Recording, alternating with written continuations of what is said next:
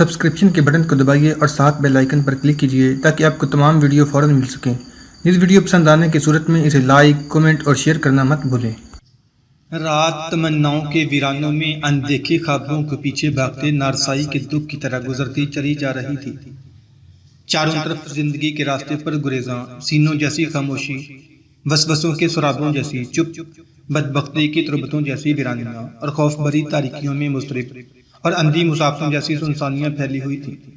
وہ تینوں ملاح جنہوں نے حسن کروسو کو پہچاننے کے سلسلے میں لیونس سے رابطہ قائم کیا تھا، وہ تینوں بطروش کی خانقاہوں کی طرف بڑی تیزی سے جا رہے تھے۔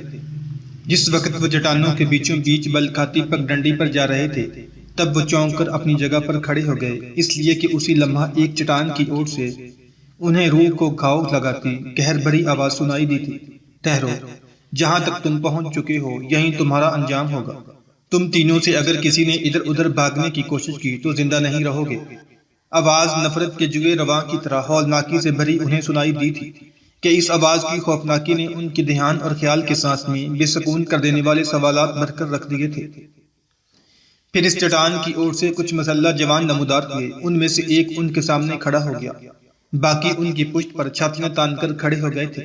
جو سامنے آیا اس نے پہلے کی طرح انہیں کھولتے ہوئے لہجے میں مخاطب کیا تھا، تم تینوں ملاحوں کو کس نے اجازت دی کہ تم ملت کے دل کے چپ دریچوں میں تاریکیاں بڑی اداسیاں برتے پھرو، خوشیوں کی شفاف گٹاؤں کو سرگرداں، بے قرار اندھیروں کو شکار کرو، اپنی مسلم قوم کے ورق ورق پر قہر برساتے خاک و خون کے طوفانوں کی داستانیں رقم کرتے پھرو۔ سامنے آنے والا جب خاموش ہوا تو ان تین ملاحوں میں سے ایک ہکلاتی ہوئی آواز میں مخاطب کر کے بول اٹھا، تم کون ہو؟ ہم پر جو الزام تراشی کر رہے ہو وہ کس بنا پر ہے؟ ہم نے کون سا جرم کیا ہے جس کی بنا پر ان ویرانوں کے اندر تم ہماری راہ روک کر کھڑے ہوئے ہو اور ہماری جانوں کے در پہ ہو گئے ہو؟ سامنے آنے والا پھر ہلا دینے والی آواز میں بول اٹھا، جرم بھی کرتے ہو اور پھر پوچھتے ہو کہ تمہارا جرم کیا ہے؟ حسن کروسو کو پہچاننے کا دعویٰ کرنے والے تم لوگوں نے لیونس سے رابطہ قائم کر کے اپنی ملت کا سودا کرنے کی کوشش کی ہے۔ ظالم اور مکروہ انسانوں، حسن کروسو اور خیر الدین باربوسا کے ساتھ کام کرنے والے سارے لوگ ملت کے جانسوز ستم کے آوارہ ابر میں اپنی مسلم قوم کے لیے عروس زندگی کی بدبختیوں کے عالم میں ہم مسلمانوں کے لیے غم جاں کا مدافع بنتے ہیں۔ اندھیروں کے شیطانوں، تم نے اپنی قوم کی خرد کی وادیوں کو جنوں کے صحراؤں میں تبدیل کرنے کی کوشش کی ہے۔ حسد کی ابلیسوں، تم لوگوں نے عداوتوں کے عناصر سے رابطہ قائم کر کے اپنی قوم کی قسمت کی کتاب میں ہجر کی کالی راتیں رقم کرنے کی کوشش کی ہے۔ سامنے آنے والا جب خاموش ہوا تب وہی ملاح پھر بول اٹھا، پہلے یہ تو بتاؤ کہ تم کون ہو؟ سامنے آنے والا پھر اسی طرح کھولتے ہوئے لہجے میں بول اٹھا، ہم اپنی ملت کا جامع بقا ہیں، اپنی مسلم قوم کی تیغ و ثنا کی صنائی ہیں، ہم ان ویرانوں کے اندر تمہیں تمہارے انجام تک پہنچانے کے لیے آئے ہیں، اب تم اپنے انجام بد سے بچ نہیں سکو گے۔ ملاح پھر کپ کپاتی ہوئی آواز میں بول اٹھا، ہمیں ہمارے انجام تک پہنچانے سے قبل جرم تو بتاؤ۔ جواب میں اس نے ایک ہولناک کہکا لگایا، پھر کہنے لگا، ملت کے مفاد میں لہو کے طوفان کھڑے کرتے ہو، قلب کا خوفناک المیہ بنتے ہو، پھر بھی پوچھتے ہو کہ تمہارا جرم کیا ہے؟ ملت کے لیے موت کے سائے کھڑے کرتے ہو، بدبختی کے کڑے موسم لانے کا ایک ذریعہ بنتے ہو، پھر بھی پوچھتے ہو کہ تمہارا جرم کیا ہے؟ حسن کروسو کے خلاف لیونس سے ساز باز کا جرم نہیں ہے۔ لیونس کے پاس جا کر یہ دعوے کرنا کہ تم حسن کروسو کو اس کی شکل سے پہچانتے ہو جرم نہیں ہے، کیا یہ ثواب کا کام ہے؟ اپنی ملت کے لیے عمر رواں پر محرومیوں کی دلدل بنتے ہو، غموں کی بھنور بن کر رسوائیوں کے اندھیروں کو دعوت دیتے ہو، پھر بھی پوچھتے ہو تمہارا جرم کیا ہے؟ جرم تو تمہیں بتا چکے ہیں، اب تمہیں اپنے جرائم کی پاداش سے گزرنا ہوگا۔ ساتھ ہی ہاتھ کے مخصوص اشارے سے اس نے اپنے مسلح جوانوں کو کارروائی کرنے کا حکم دیا، اور یہ اشارہ پاتے ہی ان تینوں ملاحوں کے پیچھے سے مسلح جوان حرکت میں آئے۔ تینوں کو انہوں نے دبوچ لیا اور ان تینوں کے گلے گھونٹ کر ان کا خاتمہ کر دیا گیا تھا۔ پھر وہ مسلح جوان ان تینوں کی لاشوں کو اٹھا کر بڑی تیزی سے ایک طرف لے جا رہے تھے۔ البشارات کی وادیوں میں ڈانجون اور لیونس کے لیے کام کرنے والا شلبی قبیلے کا سردار سلب بن حلوان اپنی حویلی کے صحن میں صبح صبح شور سن کر اپنی خوابگاہ سے نکلا، تقریباً بھاگتا ہوا صحن میں آیا۔ صحن میں اس کے خدام اور حویلی کے محافظ بڑی پریشانی سے شور و غوغا کر رہے تھے۔ جھڑک دینے کے انداز میں سلب نے انہیں مخاطب کیا، کہنے لگا، کیا بات ہے؟ تم لوگوں نے صبح سویرے اس طرح شور کر کے کیوں لوگوں کی نیند حرام کر رکھی ہے؟ اس پر ان خدام میں سے ایک سلب بن حلوان کے قریب آیا اور مخاطب کر کے کہنے لگا، آقا اپنی حویلی کے 3 اطراف کی دیواروں کی طرف دیکھیں، وہاں ان 3 ماہی گیروں کی لاشیں رکھی ہیں جنہوں نے اقرار کیا تھا کہ وہ حسن کروسو کو جانتے ہیں۔ اس انکشاف پر سلب بن حلوان کا چہرہ خوف اور ڈر کے مارے ہلدی ہو کر رہ گیا تھا۔ حویلی کی 3 اطراف کی دیواروں پر رکھی لاشوں کا اس نے بغور جائزہ لیا، پھر اسی خادم کو مخاطب کر کے کہنے لگا، یہ لاشیں رات کے وقت کون رکھ گیا ہے، جبکہ حویلی کے ارد گرد مسلح جوانوں کو پہرا بھی تھا، ان کے ہوتے ہوئے یہ کارروائی کون کر سکتا ہے؟ اس پر ندامت کے انداز میں اپنی گردن کو جھکاتے ہوئے وہ خادم بول اٹھا، آقا، حویلی کے ارد گرد جو محافظ رات کو پہرا دیتے ہیں ان کو بھی کسی نے موت کی گھاٹ اتار دیا ہے اور ان سب کی لاشیں حویلی کے اطراف میں پڑی ہوئی ہیں۔ میرے خیال میں پہلے کسی نے تینوں ملاحوں کا خاتمہ کیا ہے اور پھر حویلی کے محافظوں کا قتل کر کے ان کی لاشوں کو دیواروں پر رکھ کر چلے گئے ہیں۔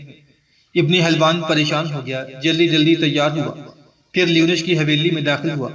اس وقت لیونش بیدار ہوا تھا اور اپنی حویلی کے باغیچہ میں چہل قدمی کر رہا تھا۔ اپنے گھوڑے کو حویلی سے باہر ہی چھوڑ کر سلب بن حلوان اندر داخل ہوا۔ اسے دیکھتے ہی لیونش فکر مند ہو گیا تھا اور وہ سلب بن حلوان کی طرف بڑھا اور فکر مندی کا اظہار کرتے ہوئے کہنے لگا، ابن حلوان، تمہارا یوں صبح صبح میرے پاس آنا کسی علت کے بغیر نہیں ہے، آؤ دیوان خانے میں بیٹھتے ہیں، اس کے بعد بتاؤ کیا معاملہ ہے۔ پھر لیونش نے سلب بن حلوان کا بازو پکڑ لیا اور اسے اپنے دیوان خانہ میں لے گیا۔ دونوں نشستوں پر بیٹھ گئے۔ پھر لیونش نے اسے مخاطب کیا، اب بتاؤ کیا معاملہ، یہ حادثہ ہوا ہے۔ اس پر سلب بن حلوان نے تینوں ملاحوں کے مرنے اور پھر اپنے محافظوں کے قتل کیے جانے اور ملاحوں کی لاشوں کو اس کی حویلی کی دیواروں پر رکھنے کی تفصیل بڑی تیزی سے بیان کر دی تھی۔ سلب بن حلوان جب تفصیل بتا کر چپ ہو گیا تو اس کے اس انکشاف نے لیونش کو فکر مند اور خوفزدہ سا کر دیا تھا۔ کچھ دیر گردن جھکا کر وہ سوچتا رہا، پھر سلب بن حلوان کو مخاطب کر کے کہنے لگا، یہ جو معاملہ ہوا، یاد رکھنا میں پہلے ہی اس کی توقع رکھتا تھا۔ جس وقت چارلس نے مسلمانوں کے ان علاقوں کا ناظم ڈانجون کو مقرر کیا تھا، اس وقت مجھے اندیشے لاحق ہو گئے تھے کہ ڈانجون کی وجہ سے ان علاقوں میں ضرور کوئی انہونی ہوگی، اور جس وقت مجھے ڈانجون کا نائب مقرر کیا گیا تب پہلے تو میں نے ان علاقوں میں رہنے سے انکار کر دیا تھا۔ جب مجھے لالچ و لوبھ کے علاوہ دھمکی دی گئی تب میں نے ڈانجون کے لیے کام کرنے پر آمادہ ہو گیا۔ دیکھو ابن حلوان، جو کچھ ہوا ہے یہ میری امیدوں کے خلاف نہیں ہے۔ میں نے تو ڈانجون سے یہاں تک کہہ دیا تھا کہ اگر خیر الدین باربروسا کے ساتھیوں میں سے کوئی ان علاقوں میں آتا ہے تو اسے آنے دو، ہمارا کیا بگاڑیں گے۔ میں نے اسے یہ بھی کہہ دیا تھا کہ اگر خیر الدین باربروسا اور اس کے ساتھی ہسپانیہ سے مسلمانوں کو نکالنا چاہتے ہیں تو انہیں ایسا کرنے دو، اس میں ہسپانیہ کی بہتری ہے۔ لیکن ڈانجون نہیں مانا۔ اس کا کہنا تھا کہ آہستہ آہستہ یہاں بسنے والے سارے مسلمانوں کو وہ نئی دنیا کی طرف منتقل کر دیں گے، اور وہاں جن علاقوں پر یہاں کے جاگیرداروں اور نوابوں نے قبضہ کیا ہے ان مسلمانوں سے کام لیتے ہوئے بنجر زمینوں کو آباد کریں گے۔ لیکن لگتا ہے کہ دنیا کی زمینوں کو آباد کرنے کے ساتھ ساتھ ڈانجون اپنے رویہ کی وجہ سے ان علاقوں کو غیر آباد بنانا شروع کر دے گا۔ لیونش جب خاموش ہوا تب فکر مندی اور پریشانی کا اظہار کرتے ہوئے سلب بن حلوان کہنے لگا، لیونش، آپ جانتے ہیں میں بھی جو کام میرے ذمہ لگایا گیا ہے وہ کرنے کے لیے تیار نہیں تھا۔ میں ہرگز نہیں چاہتا تھا کہ میں ڈانجون کے لیے مسلمانوں کی جاسوسی یا مسلمانوں کے مفاد کے خلاف ڈانجون کے لیے کام کروں، لیکن ڈانجون نے نہ صرف مجھے بلکہ میرے اہل خانہ اور قبیلے کے دوسرے لوگوں کو تباہ و برباد کرنے کی دھمکی دی، اور اسی دھمکی کی وجہ سے یہ کام کرنے پر آمادہ ہو گیا، اور اس آمادگی کا انعام یہ ملا کہ آج اگر ان نامعلوم لوگوں نے میری حویلی کے محافظوں کا خاتمہ کر کے ان 3 ملاحوں کی لاشیں میری حویلی کی دیواروں پر رکھ دی ہیں جو حسن کروسو کو پہچاننے کے دعوے دار تھے، اور کل میرے خلاف اس سے بھی بڑی کارروائی ہو سکتی ہے۔ اب آپ مجھے مشورہ دیں کہ مجھے کیا کرنا چاہیے۔ لیونش کچھ سوچتا رہا، پھر کہنے لگا، یہ خطرہ تمہیں ہی نہیں مجھے بھی لاحق ہو گیا ہے۔ اس موقع پر اپنی حفاظت کی خاطر میں تمہیں یہ مشورہ دوں گا کہ آج کے بعد کوئی بھی محافظ اپنی حویلی سے باہر متعین نہ کرنا۔ جو بھی محافظ رکھو انہیں اپنی حویلی کے اندرونی حصے میں محفوظ جگہوں پر بٹھا دو، ایسے ہی جیسے کسی کو گھات میں بٹھایا جاتا ہے۔ انہیں سختی سے تاکید کرو کہ وہ رات کے وقت جاگتے رہیں، اس صورت میں تمہارا دفاع ہو سکتا ہے۔ یہی کام میں بھی سر انجام دوں گا۔ میں بھی آج کے بعد اپنی حویلی سے باہر کوئی محافظ نہیں رکھوں گا، اس لیے کہ جو بھی محافظ متعین کیا جائے گا حملہ آور اچانک اسے دبوچ کر اس کا خاتمہ کر دیں گے۔ اس طرح ہمارے ارد گرد کے جو علاقے ہیں ان کے اندر خوف و ہراس پھیل جائے گا۔ بلکہ میں یہ بھی کہہ سکتا ہوں کہ ان علاقوں میں جو نصرانی ہیں وہ یہ واقعات دیکھ دیکھ کر یہاں سے نقل مکانی پر مجبور ہو جائیں گے۔ اگر ایسا ہوا تو میں نہ صرف ڈانجون کی ناپسندیدگی بلکہ اندلس کے بادشاہ چارلس کے قہر و غضب کا بھی شکار ہو جاؤں گا۔ دیکھو سلب بن حلوان، تم واپس اپنی حویلی میں جاؤ، کسی پر یہ ظاہر نہ کرنا کہ رات کے وقت تمہاری حویلی کے محافظوں کا خاتمہ کر دیا گیا ہے۔ اس پر سلب بن حلوان کہنے لگا، میرے نہ بتانے سے کیا ہوگا، لاشیں حویلی سے باہر پڑی ہوئی ہیں۔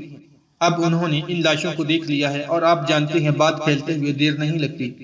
اب تک تو ارد گرد کی ساری بستیوں میں یہ بات پھیل چکی ہوگی کہ رات کی تاریکی میں کسی نے میرے محافظوں کو قتل کر کے 3 ماہی گیروں کی لاشیں میری حویلی کی دیواروں پر رکھ دی ہیں۔ جواب میں کچھ دیر خاموش رہ کر لیونس سوچتا رہا، پھر کہنے لگا، بہرحال یہ بڑا سنگین معاملہ ہے اور اسے ہم یوں ہی نہیں جانے دیں گے، اس لیے کہ اس حادثہ کی اطلاع جب ڈان جون یا چارلس کو پہنچے گی تو وہ اس کی تفصیل مجھ سے مانگے گا اور یہ بھی پوچھے گا کہ میں نے اس کے رد عمل میں کیا کیا۔ اب مجھے اس حادثہ کے رد عمل کے طور پر بھی کچھ کرنا ہے۔ میں نے کیا کرنا ہے یہ تو ابھی سوچوں گا، فی الحال تم جاؤ اور جیسے میں نے کہا ہے ویسے ہی کرو۔ اس کے ساتھ ہی سلب بن حلوان اداس اور افسردہ اپنی جگہ سے اٹھا اور حویلی سے نکل کر اپنے گھوڑے پر سوار ہوا، پھر اسے اینٹ پر اینٹ لگاتا ہوا اپنی حویلی کی طرف جا رہا تھا۔ خانقاہوں کے اس تہخانے میں فجر کی نماز ادا کرنے کے بعد حسن کروسو اپنے بستر پر بیٹھا گہری سوچ میں غرق تھا کہ اچانک چونک پڑا، اس لیے کہ تہخانے میں بطروش داخل ہوا تھا۔ اسے دیکھتے ہی حسن کروسو بستر سے اٹھ کھڑا ہوا۔ بطروش نے آگے بڑھ کر حسن کروسو سے پرجوش مصافحہ کیا۔ دونوں نشستوں پر بیٹھنے کی بجائے بستر پر ہی ہو بیٹھے۔ بطروش نے بڑی اپنائیت سے حسن کروسو کی طرف دیکھتے ہوئے کہنا شروع کیا، میں گزشتہ شب اپنی مہم سے کافی دیر بعد لوٹا۔ جب میں نے تمہارا جائزہ لیا تو میرے بھائی تم سو چکے تھے، لہٰذا میں نے اس وقت تمہیں بیدار کر کے زحمت دینا نہ چاہیے۔ بطروش یہیں تک کہنے پایا تھا کہ بڑی بے چینی سے اس کی طرف دیکھتے ہوئے حسن کروسو نے پوچھ لیا، تمہاری رات کی اس مہم کا کیا بنا؟ بطروش مسکرایا اور کہنے لگا، مہم کو تو ہم نے کامیابی کے ساتھ سر کر لیا ہے۔ تینوں ملاحوں کا خاتمہ کر کے ان کی لاشوں کو سلب بن حلوان کی حویلی کی دیواروں پر رکھ دیا تھا۔ ساتھ ہی صبح سویرے میں نے اپنے کچھ راہبوں کو بھی ان علاقوں کا گشت کرنے کے لیے روانہ کیا تھا۔ انہوں نے واپس آ کر مجھے بتایا ہے کہ صبح سویرے سلب بن حلوان کے خدام نے اسے صورتحال سے آگاہ کیا تو وہ بڑا پریشان اور بڑا خوفزدہ ہوا۔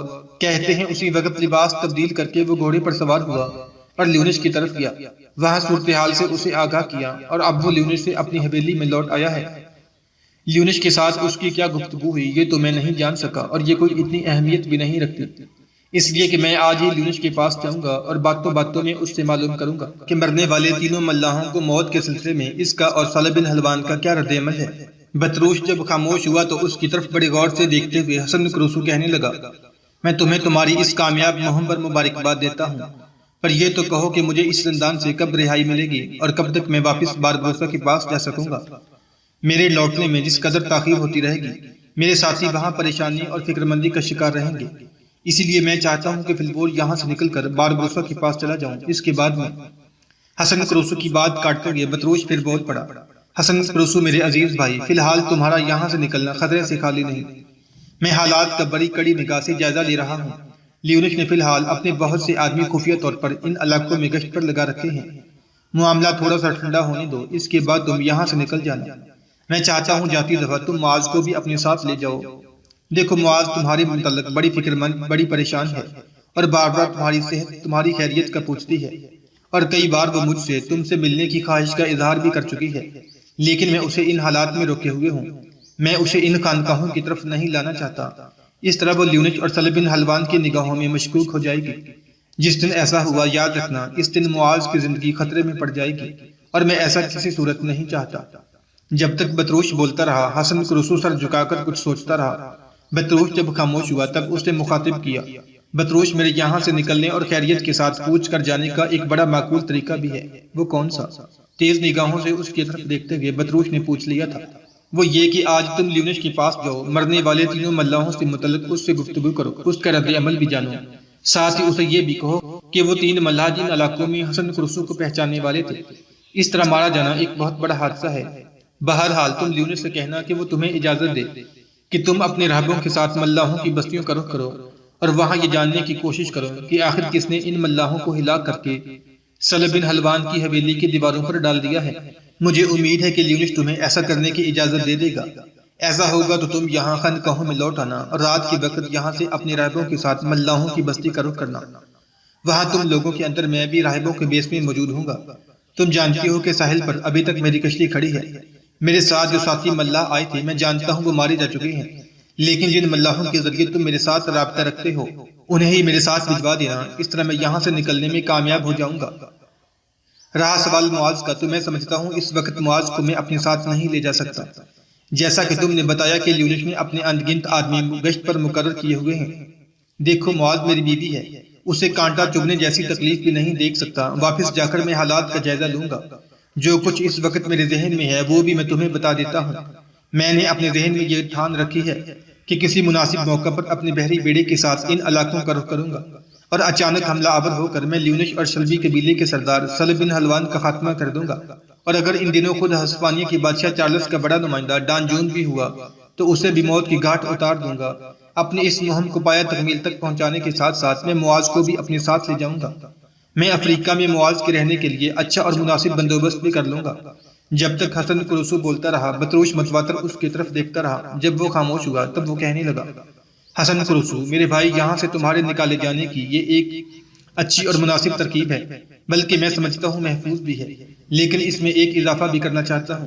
لیونس سے بات کرنے کے بعد میں واپس آؤں گا اور پھر رات کے وقت جب ہم سب راہبوں کے بیس میں ملاحوں کی بستی کا رخ کریں گے تو ادھر جانے سے پہلے میں چاہتا ہوں کہ ہم سب کعب بن عامر کی بستی کا رخ کریں، اور وہاں راہب کے بیس میں تم معاذ سے بھی مل لینا، اس لیے کہ وہ تمہاری خیریت سے متعلق بڑی پریشان اور فکر مند ہے۔